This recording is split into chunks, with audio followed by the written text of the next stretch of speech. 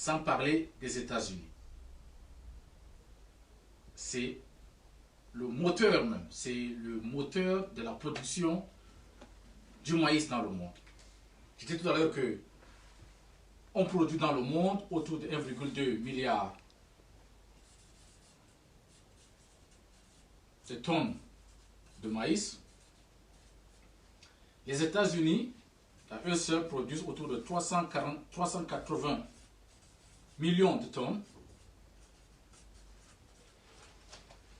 Donc, quasiment 40% de la production mondiale du maïs vient des États-Unis. S'il faut illustrer ça sous forme d'un gâteau, donc nous avons ici 1,2 milliard de tonnes. On dit le 40%, donc nous sommes quasiment ici. Donc tout ça est produit aux États-Unis. Et pas n'importe où aux États-Unis. Plus de 60% de la production du maïs aux États-Unis vient de la Corn Belt. Hein? Ce qu'on va appeler la ceinture du maïs. C'est dans la région du Midwest. Hein? Les États-Unis sont divisés en 4 régions. Donc vous avez la région du Midwest. C'est où est concentré plus de 70% de la production du maïs aux États-Unis. Et là-bas, il y en a 13 États. Sur les 13 États producteurs, 4 États, hein, 4 États produisent à eux seuls plus de 50% de la production du maïs aux États-Unis. Donc c'est l'Iowa, vous avez l'Iowa aussi, vous avez le Nebraska et le Minnesota. Ok? Ça, c'est les 4 États qui, à eux seuls, produisent plus de 50% de la production du maïs aux États-Unis. Et si vous faites une proportion par rapport à la production du monde, vous comprendrez que c'est beaucoup. La production du maïs aux États-Unis, c'est quasiment 80% du territoire camerounais. Et près de plus de 50% de la surface de la RCA. Donc imaginez donc une surface qui s'étend à plus de 80% de la surface du Cameroun et une surface qui s'étend quasiment à 50% de la surface de la RCA. Couvert de maïs. Vous roulez pendant des kilomètres et des kilomètres, pendant des heures et des heures, les champs de maïs ne finissent pas. Alors, qu'est-ce qu'on fait avec le maïs aux États-Unis?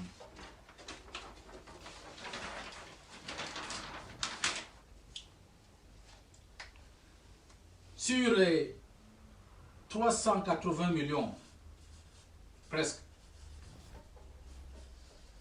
de tonnes, les 1 tiers vont dans la production de l'éthanol. 1 tiers dans la production de l'éthanol. Les autres 1 tiers vont dans la production animalière. Hein, ça finit dans la gueule des animaux. 20% hein, vont dans l'exportation.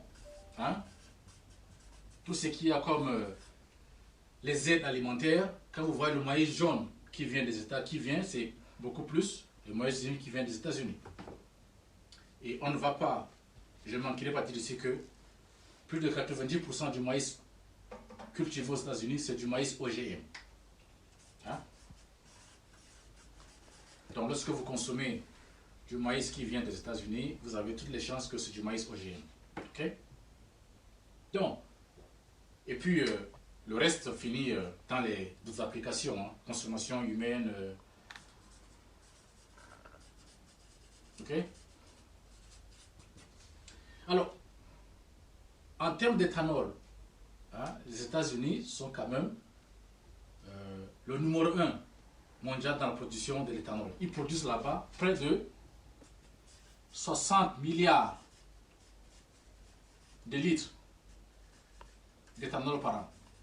60 milliards. C'est énorme.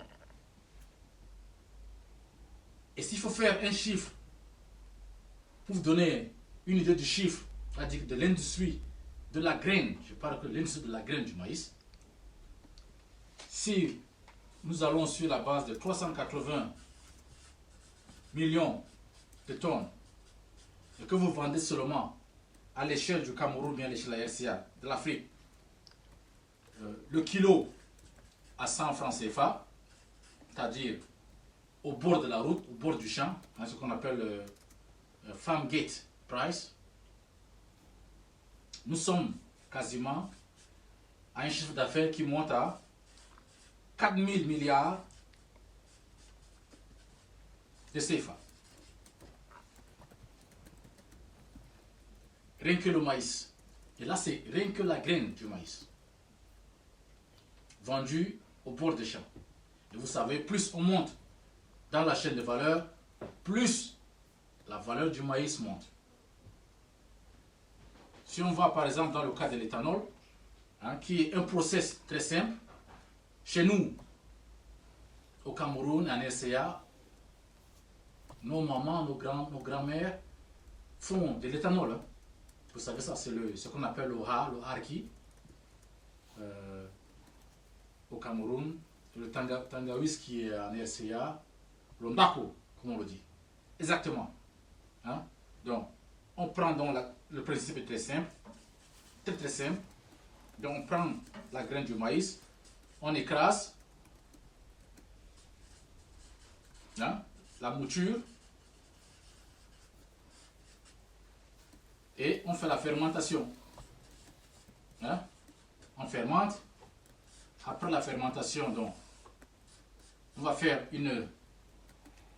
Parce que là, vous sortez avec un éthanol à 95 degrés qui ne peut pas être utilisé comme carburant. Donc, elle contient encore 5% d'eau. Il faut enlever ces 5%. Et ça se fait par déshydratation pour arriver à un éthanol qui fait 100%.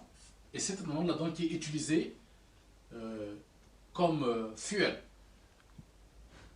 Aux États-Unis, par exemple, vous allez trouver dans les stations, toutes les stations, les voitures où c'est marqué E10, ou bien E15, ou bien E85. Ça signifie que dans ce carburant, on a mis 10% d'éthanol. Alors, au Cameroun, en RCA, on peut produire donc du E10, toutes les voitures au Cameroun, en Afrique, sans modification aucune, peuvent rouler avec du E10.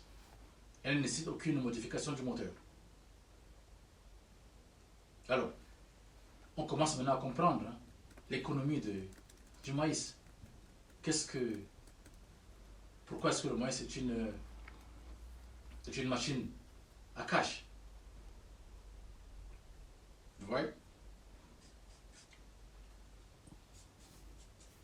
Dans la production animalière, les États-Unis, rien que dans la production de poules, la consommation de la viande de chair de poule par personne aux États-Unis tourne autour de 35 à 40 kilos par personne par an. Alors qu'au Cameroun, nous sommes à 2, en RCA, nous sommes à 1 kilo. Vous comprenez que on ne pouvait pas arriver là sans l'apport du maïs. Le maïs, c'est l'aliment qui dicte le pas dans la production animalière. Vous produisez assez de maïs, implicitement, vous allez produire plus de la viande. Vous produisez peu, vous produirez très peu de la viande. Ça, c'est une équation, elle est vérifiée. Parce que c'est un aliment essentiel dans la production de la viande. Et elle contribue dans la ration alimentaire des bêtes, des poulets. il faut compter entre 60 et 70% du maïs. Et c'est aussi le maïs qui dicte ou pas si un aliment comme le manioc devient compétitif pour être remplacé dans la ration des animaux. C'est la disponibilité du maïs sur le marché international qui ouvre ou pas la porte à un aliment comme le manioc. Voilà. Donc, production de l'éthanol, production de la viande qui repose aux États-Unis essentiellement sur le maïs. Voilà pourquoi la production de maïs aux États-Unis, on ne blague pas avec. Et si on quitte là aussi, on descend maintenant au niveau de l'Afrique. Bon, on ne va pas finir en disant comme ici, sur le plan international. Donc, le grand producteur, effectivement, le numéro 1, c'est les États-Unis. Le deuxième, c'est la Chine. Hein? Et la Chine vient très loin des États-Unis. Quasiment, ils produisent autour de quasiment la moitié de ce que produisent les États-Unis. Après, vous savez qu'en Chine, la production de la viande, c'est... Hein? On ne peut plus l'expliquer, on ne peut plus le dire. Le Brésil, pareil, je disais dernièrement, ils font 25 millions de production de la viande. Le maïs entre dans cette équation-là. Sans le maïs, ils ne seront pas là. Ok? Très essentiel. Après, vous avez comme le pays comme le Mexique, l'Argentine, le Royaume-Uni, pas le Royaume-Uni, l'Union européenne, hein, dans sa globalité. Hein, l'Ukraine, ça c'est des pays qui chapeautent le championnat des 10 premiers pays producteurs du maïs à l'échelle globale. À l'échelle africaine, hein, on se rapproche de chez nous. Alors, on ouvre le bal en disant que quasiment, excepté 2 ou 3 pays, tous les pays d'Afrique sont nets importateurs de maïs. À part l'Afrique du Sud, okay, l'Éthiopie, une certaine l'Éthiopie, des pays comme la Tanzanie, et aussi on pourra citer la Malawi. Et peut-être aussi le Mali, hein, parce que le Mali c'est un grand producteur de maïs. Voilà. Donc, l'Afrique du Sud, et vous avez aussi le Nigeria. Le Nigeria qui vient deuxième. Alors, l'Afrique du Sud, dans la globalité, est le numéro 1 de production du maïs. Il n'y a qu'une seule fois, en 2018, à cause de la sécheresse dont a connu l'Afrique du Sud, que le Nigeria est devenu premier producteur. Alors, il faut que ça soit très bien clair. Parce que, en Afrique du Sud, avec un rendement qui tourne autour de 4,6 tonnes à l'hectare, et au Nigeria, un rendement qui fait 1,6 tonnes à l'hectare, couplé avec une mécanisation élevée, qui n'est pas moins, le Nigeria, dans ces conditions-là, ne produira jamais, et je dis jamais, autant de maïs que l'Afrique du Sud. Sans oublier que plus de 80% du maïs produit en Afrique du Sud, c'est du maïs OGM. Hein. Ce qui n'est pas le cas au Nigeria. Alors ça c'est, qu'on le dise pour une fois, parce que nous en avons vu beaucoup dans les réseaux politiques que le Nigeria est devenu le numéro 1, le plus grand producteur de maïs en Afrique. Ce n'est pas le cas, ça a été le cas une seule fois, et ceci à cause de la sécheresse dont a connu l'Afrique du Sud en 2018. Il y a eu une chute de la production de près de 30%. Et ce qui a même poussé l'Afrique du Sud à importer du maïs des États-Unis. Alors, le maïs quand même est une plante qui est très sensible à la chaleur, on en parlera un peu plus tard. Quand il fait chaud et qu'il n'y a pas d'eau, les récoltes chutent, c'est clair. Alors,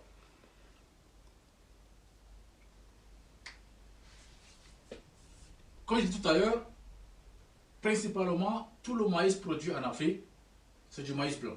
C'est pour la consommation humaine.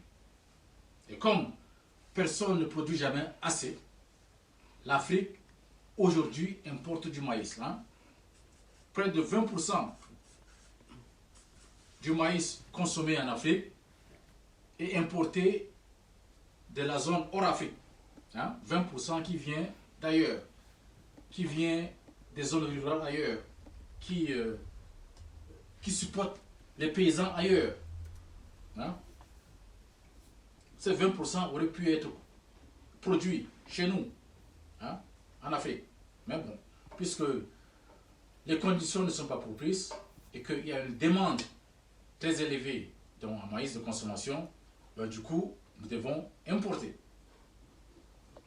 Voilà. Et les zones de l'Afrique australe, hein, vers le bas, sont les plus grands consommateurs de maïs.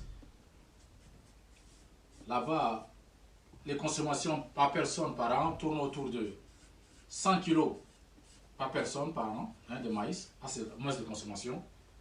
Alors que, en général, dans l'ouest de l'Afrique, nous sommes autour de 30 kg par personne par an. Voilà. Alors, le gros problème dont fait face la culture du maïs en Afrique, c'est certes le manque de cette actualisation, hein, la taille moyenne des champs de maïs en Afrique sont de l'ordre de 1 hectare, avec des rendements qui tournent autour de maximum 2 tonnes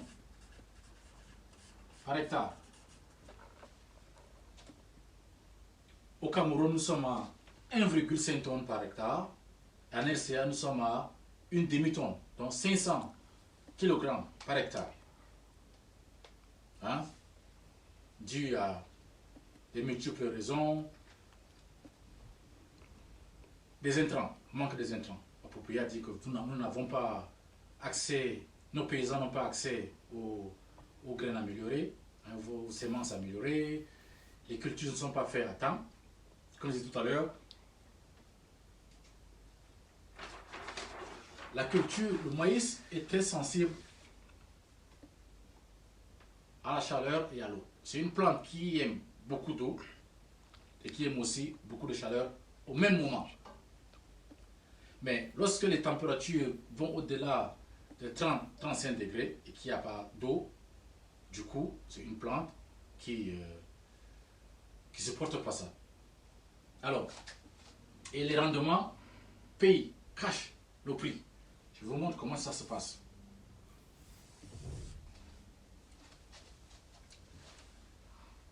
Et là où effectivement, nous aujourd'hui en Afrique, nous perdons la bataille de la culture du maïs. C'est ici. Lorsque vous sémez la graine du maïs, ici, vous avez donc le semis, vous avez donc la poussée, hein, la germination, vous avez la croissance, ici vous avez donc la reproduction, ok, et la récolte. Alors, les demandes en eau du maïs vont aller comme ça, et hop, là, ok, et ils vont descendre. À son pic ici, le maïs a besoin de pratiquement 5 mm d'eau par jour. Hein? Lorsque vous voyez que la plante du maïs, hein, a commencé à pousser la panicule, donc les cheveux sur la tête, une semaine avant l'apparition de la panicule, Et 3 semaines plus tard, donc quasiment un mois, le maïs a besoin de 5 mm d'eau par jour. Alors, c'est quoi 5 mm d'eau par jour? C'est l'équivalent de 5 litres d'eau par mètre carré. Ok, qui est aussi l'équivalent de 50 mètres cubes par hectare. Ok? Et ça, c'est essentiel de comprendre cette courbe-là lorsqu'on veut se lancer dans la culture du maïs. Surtout dans les zones où la durée de la saison pluvieuse dure 3 mois, mais 3 mois et demi, 4 mois. Parce que lorsque vous commencez le semis tard, cette zone, hein, si les pluies aussi, la courbe des pluies fait celle-ci, si on dit que la courbe des pluies, c'est ça. Ok? Alors, lorsque vous commencez le semis tard, donc vous avez les pluies qui sont ici, et cette courbe-là se déplace. Ce qui signifie que au moment où la plante du maïs a besoin assez d'eau pour non seulement la fécondation, hein, la reproduction, et aussi pour grossir les graines, l'eau est absente. Voilà pourquoi dans les pays comme les États-Unis, 40% des surfaces cultivées sont irriguées. 40%, plus de 40%. Et voilà pourquoi aussi, surtout en France, en été, vous verrez des routes d'irrigation pendant la saison de culture c'est pour que, effectivement, on puisse coupler la demande en eau du maïs avec l'apport en eau. Lorsque ces deux couples-là ne se retrouvent pas, vous êtes dans un sérieux problème de rendement. Le rendement chute et ça peut aller jusqu'à l'ordre de 40-50%.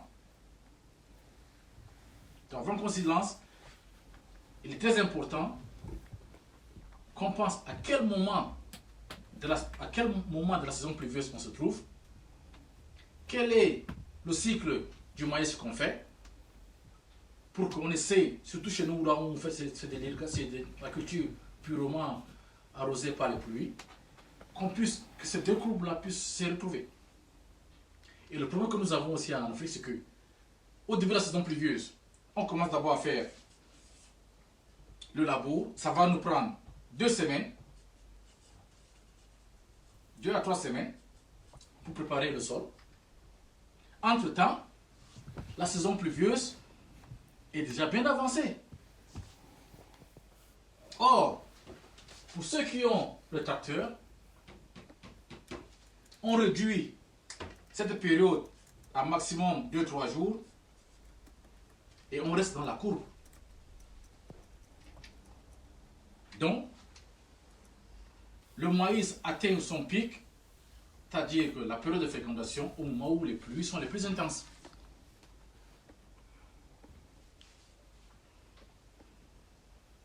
Très important.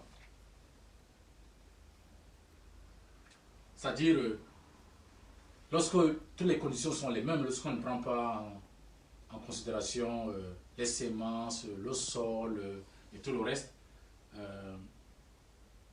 l'apport en eau est une équation très importante dans la culture du maïs. Ok? Donc, quel qu'en soit donc, avec un rendement à l'hectare aussi très bas, comme je disais tout à l'heure, de l'ordre de 2 tonnes par hectare, l'Afrique n'atteindra jamais la production de maïs de manière à ce qu'elle devienne autosuffisante. D'ailleurs, plus les années passent, plus la différence entre la production du maïs et la demande s'accentue. Et si on revient dans le cas du Cameroun, Cameroun de la RCA en particulier,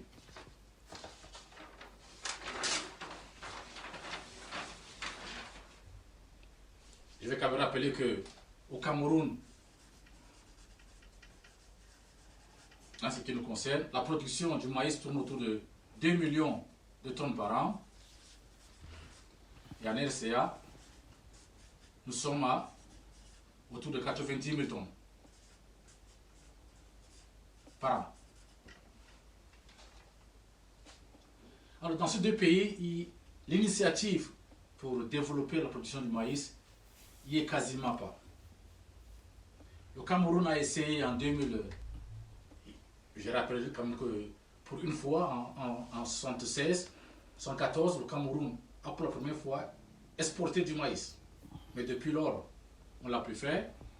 Et en 2016, hein, à travers le programme d'appui à la culture du maïs, le Cameroun s'est essayé. Hein.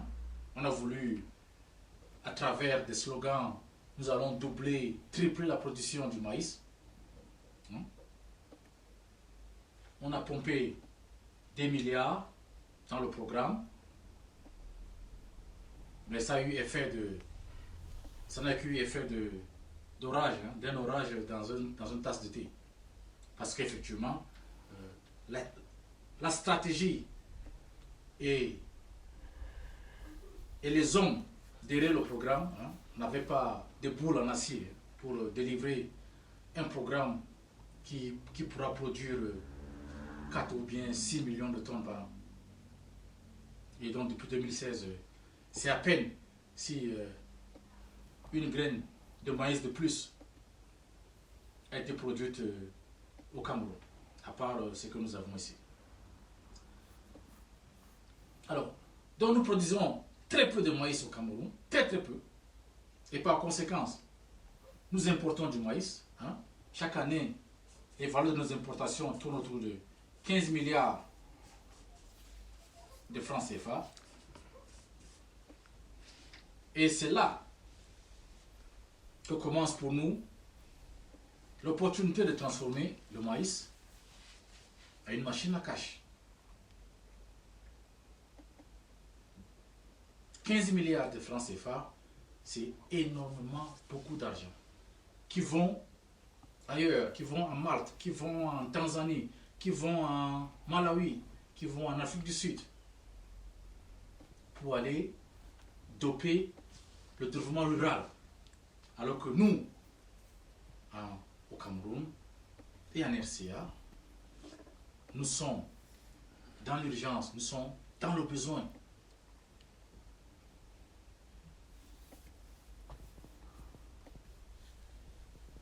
La demande, alors comme je disais tout à l'heure aussi, la production avec une production aussi minimale, ça explique pourquoi la production animalière au Cameroun ne dépasse pas, ou bien la consommation ne dépasse pas les 2 kilos par personne par an. C'est le maïs qui freine ici. S'il faut passer de 2 à 4 kilos par personne par an, hein, sachant que pour produire 2 kilos, un poulet de 2 kilos, il vous faut minimum 3 kilos de maïs. Alors faites le calcul, hein, s'il faut passer, vous prenez 28 millions d'habitants au Cameroun, vous multipliez par 4, et c'est le nécessaire qu'il faut pour produire 4 kilos de poulet. C'est énorme. C'est l'élément qui freine la production du maïs chez nous, qui freine la production de la viande chez nous. Parce que quasiment tout le maïs produit au Cameroun finit dans la gueule. Nous avons les brasseries ou bien les sociétés brassicoles du Cameroun qui sont obligées d'importer du maïs. Ils ne peuvent pas taper dans le maïs disponible dans le Cameroun. Sans ça, ça va causer une autre crise. Donc du coup, pour ne pas être vu, on a tendance de les pointer du doigt pour les dire, ben, vous importez. Non, c'est juste qu'effectivement, il n'y en a pas assez. Et c'est pareil même en RCA. La société brassicole de la RCA ne peut pas taper dans la production du maïs en RCA, elle est 90 000. Elle est obligée d'importer du maïs. Et c'est ça aussi une opportunité pour nous.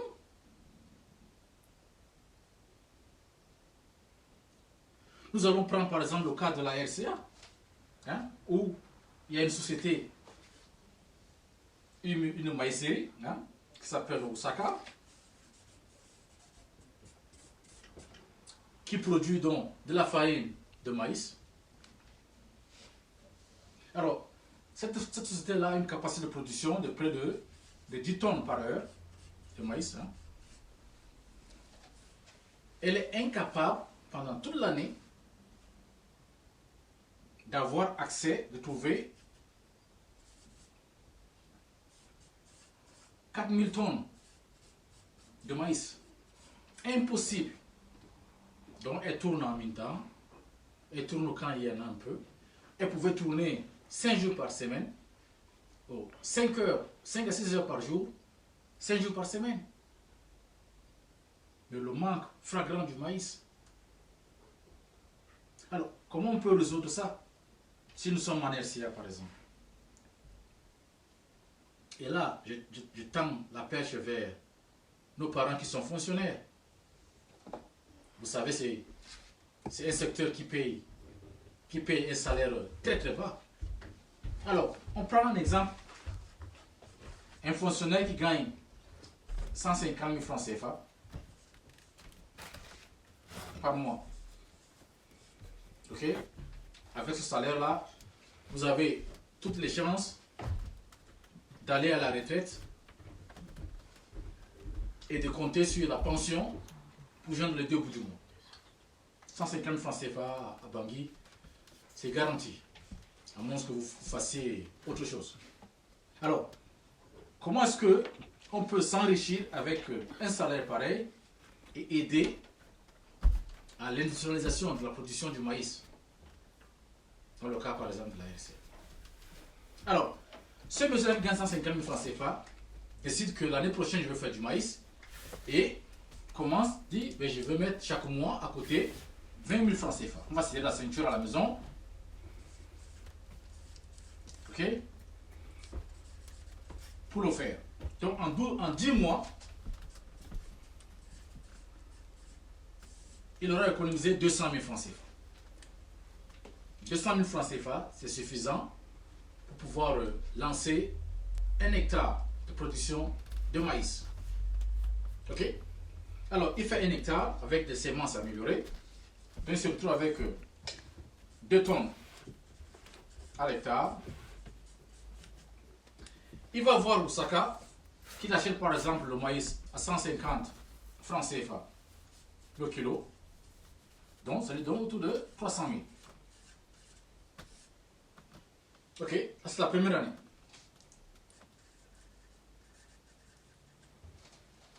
À la deuxième année, on reprend tout ce que nous avons gagné, parce que là, il faut faire un sacrifice. Il faut penser à... Nous sommes dans le business, dans l'investissement. Donc, vous repartez donc avec vos 300 000, vous mettez l'année prochaine, vous passez de 1 tonne donc, à 2 tonnes. Ok? Donc, et en fin de course, vous êtes à 600 000.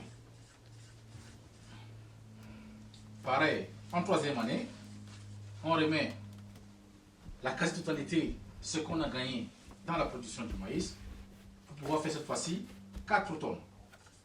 Ok? Parce que ça, c'est suffisant pour le faire. Et en fin de course de la troisième année, nous sommes à 1 200 000 francs CFA.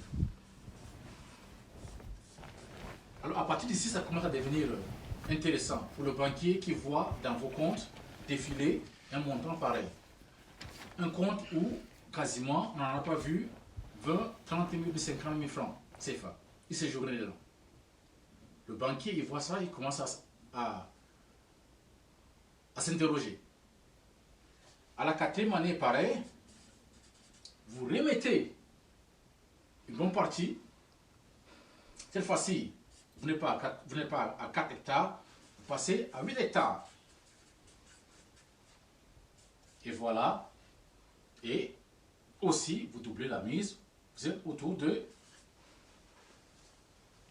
2400, 2 400 000 qui se jettent dans votre compte.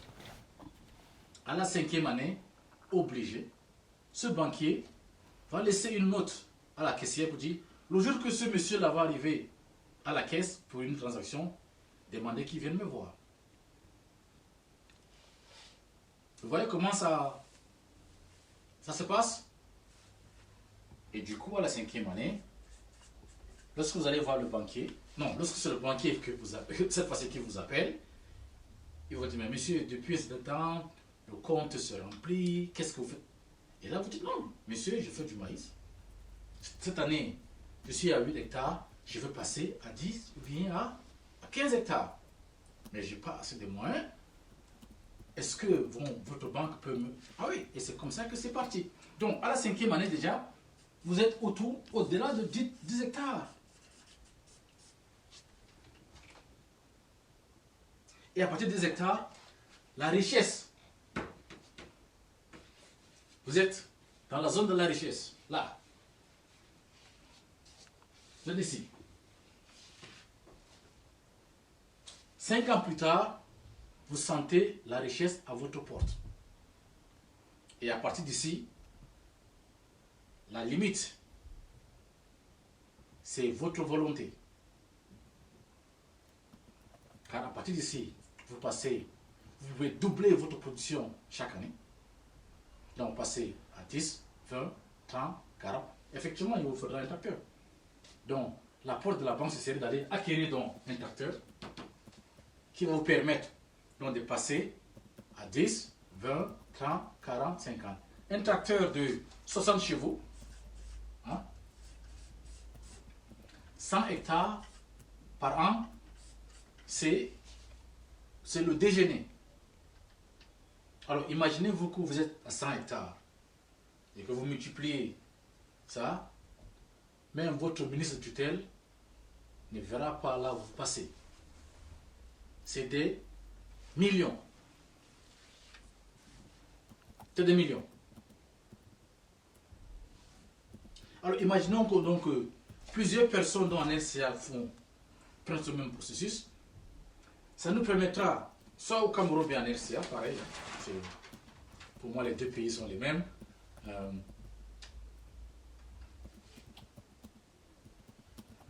Ça permettrait non seulement à vous de vous faire beaucoup d'argent, mais ça permet aussi à dérouler le tapis de l'industrialisation, de la production du maïs.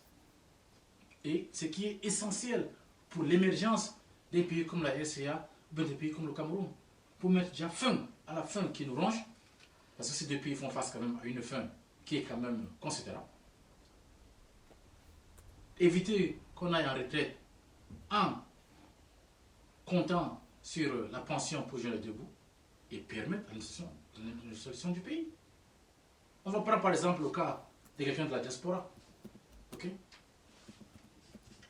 Si on dit que le salaire moyen dans la diaspora est autour de 20 000 euros, bon, je suis gentil, hein, c'est peut-être beaucoup plus moins que ça, 20 000 euros par an. Salaire moyen de la diaspora en Occident. Et que donc, une personne de la diaspora dit que je vais aller faire donc, une agriculture en RCA ou au Cameroun, et décide de mettre de côté chaque mois 200 euros. Ok?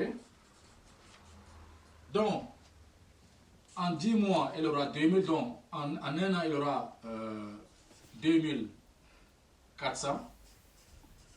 Ok? 2400 euros. Avec ça, elle rentre, ou bien pendant qu'elle est toujours ici, elle lance un programme de production du maïs. 5 hectares de maïs. Ok? ce montant-là est largement suffisant pour faire 5 hectares à la première année.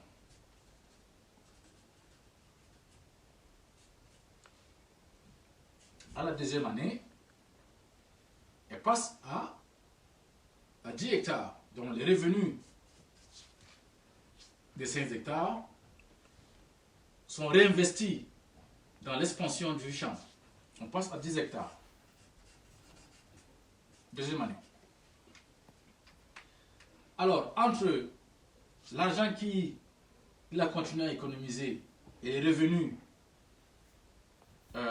provenant donc des récoltes, cette personne décide d'acheter un tracteur. Et il met autour de 5 000 € pour acheter un bon tracteur. Hein, disons 60 chevaux. Des années 80, fin 70-80. Il y en a. Hein. L'Europe, c'est la cimetière de ces tracteurs-là. Il y en a tellement. Alors, le tracteur dont arrive au Cameroun, bien en RCA, et à ce tracteur, à la troisième année, on passe à 50 hectares de maïs. Alors, faites le calcul, en 3 années seulement, tout à 50 hectares, faites le calcul, nous sommes proches de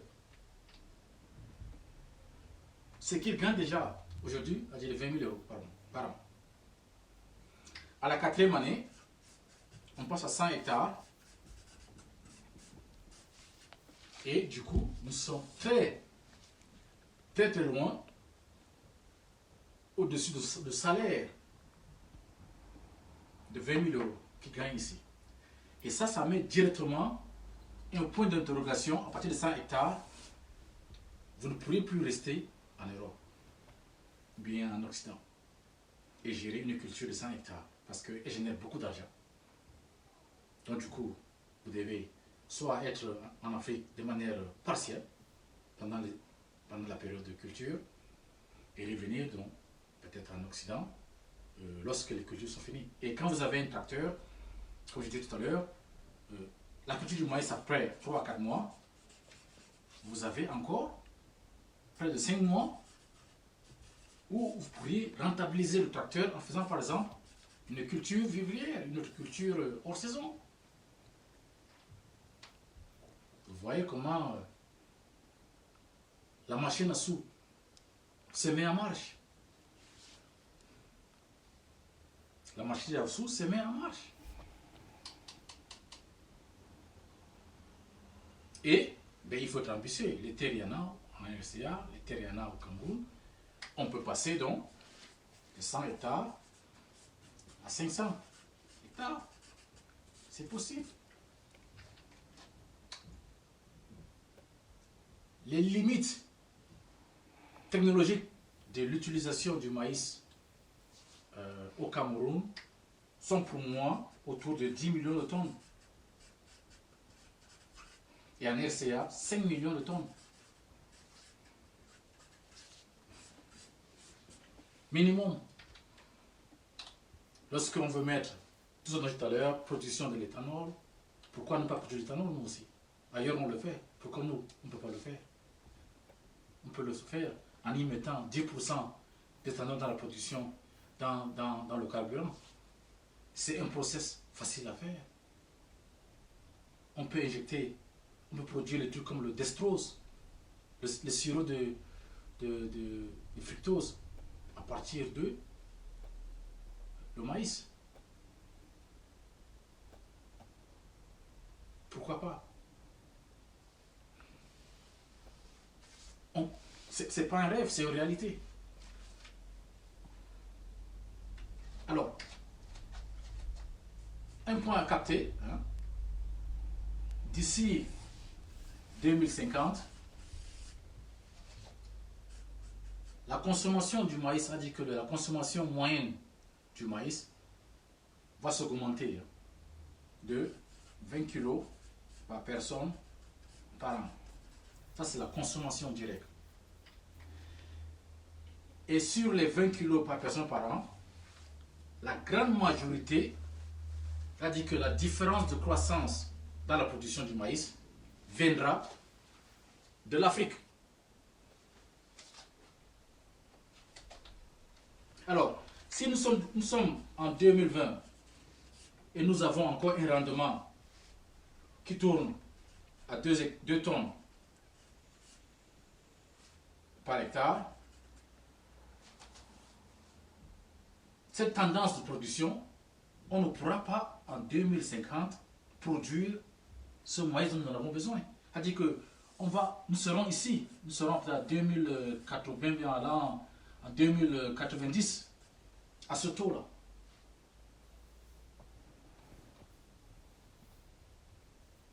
Et comme ailleurs, ils ne pourront pas produire plus, parce qu'ils auront eux-mêmes besoin de ce maïs qui aujourd'hui est exporté, ça signifie que nous, en Afrique, on va mourir de faim.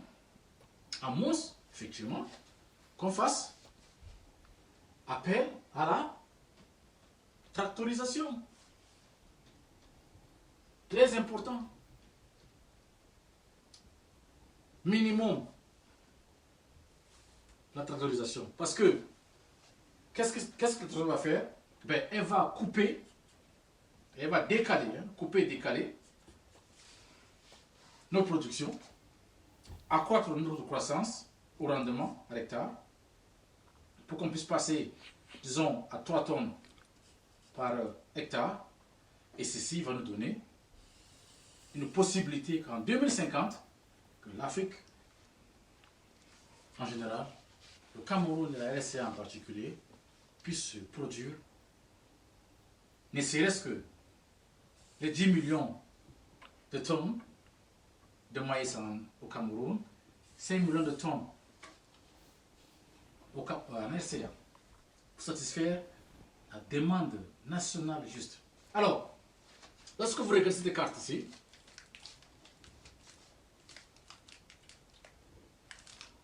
tous ces pays en jaune, c'est les pays qui souffrent d'une famine. Et ça représente pour nous au Cameroun en RCA un marché. Tout ça, c'est un marché pour nous. Si seulement si nous pouvons produire assez de maïs. Nous avons les conditions requises pour le faire. Le sol, le soleil, l'eau et les terres. Ce que d'autres pays n'ont pas. Alors tout ce qui nous manque, c'est d'un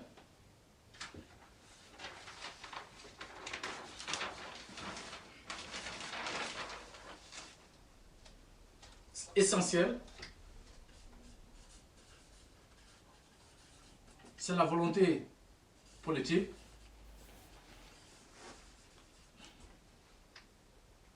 et de deux, la volonté individuelle plus la vision. Voici les éléments clés qu'il faut à chacune de nos nations pour que nous puissions doper, donc transformer le maïs en une véritable machine à cash.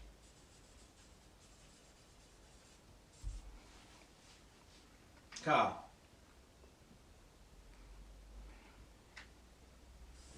l'écart entre la demande, donc nous sommes là, c'est la demande, et l'offre,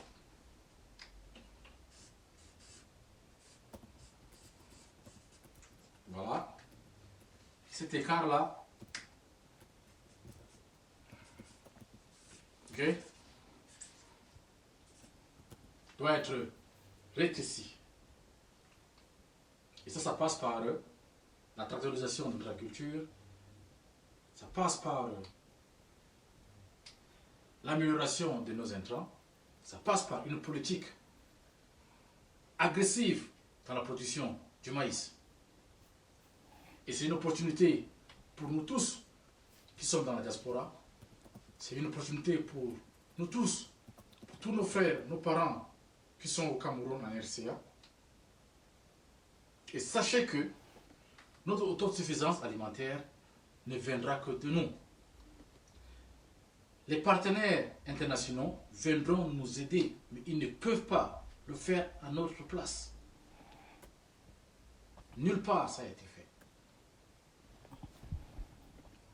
Ce n'est pas dans leur mission, ce n'est pas dans leur budget. C'est nous. Ils viendront nous supporter. On ne peut pas les laisser cette lourde tâche. D'ailleurs, vous savez, la majorité de ces partenaires internationaux sont financés par des grands pays producteurs de maïs qui veulent faire de nous un marché. Alors, c'est simple. On se rappellera que dans les années au Cameroun où nos parents cultivaient le cacao, bien le café. Ils vendaient le café et les revenus du café étaient utilisés pour aller acheter le maïs importé. Donc du coup, vous comprenez l'équation.